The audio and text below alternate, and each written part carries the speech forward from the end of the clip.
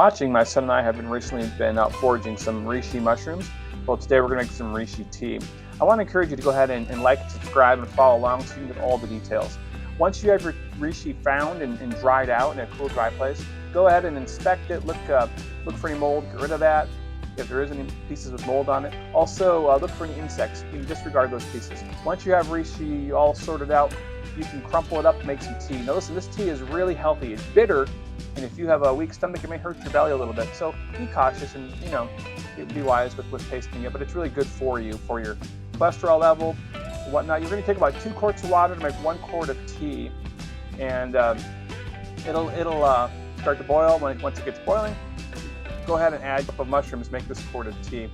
Go ahead and press down the pieces, let it soak it up, let it boil down. It'll take on the texture of leather like it was when you found it out in the woods. Going back to the health benefits, it may also impact your cognitive skills in a good way, but it may make your dreams more vivid. So if you're sensitive to things that induce dreaming, be aware of that. It's a reaction some people have to reishi. Bring it to a boil. Once it comes to this boil, you just want to keep an eye on it. It'll take about 20 or 30 minutes of simmering once you bring it to a boil to really get the tea to come out. Now, like I said, it's bitter, but it's very good for you. You may want to add it to some coffee, about 2 ounces to 4 ounces of tea to whatever you're going to have with it. I drink it straight from the fridge. I just swallow it. Yeah, it's bitter, and sometimes it can be hard on your belly, like I already mentioned. You're going to want to filter it too to get all the floaties out. So go ahead and use a coffee filter will work, or if you have a strainer, anything to take out some of the bigger pieces that you may find unpleasant.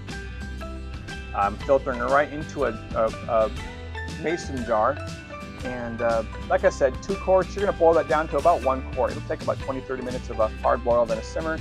It gets filtered out. You can see in the video here the particles that are left, and you can just disregard that. Technically, you could eat that, but I wouldn't recommend it necessarily because it's chewy. Once you pour it in hot into the jar, you can put a lid on it, and if it's hot enough, you can even can it, and it'll preserve longer until you're ready to use it. If it's not sealed, you should consume it within a week. That's what I recommend anyway. And really, at 2 to 4 ounces a day, it'll last you about a week. And then, like I said, you can see how it sets with you. If you like it, great. If it may not be your favorite, you may want to add some honey to it to deal with the bitterness. But like I said, a good quart will give you a week's worth. Usually people take it for a month and then a month off, a month on, a month off. That way you can see if it's having any positive effects on your cholesterol, on your on other ailments you may be taking it for. You can do some research online too.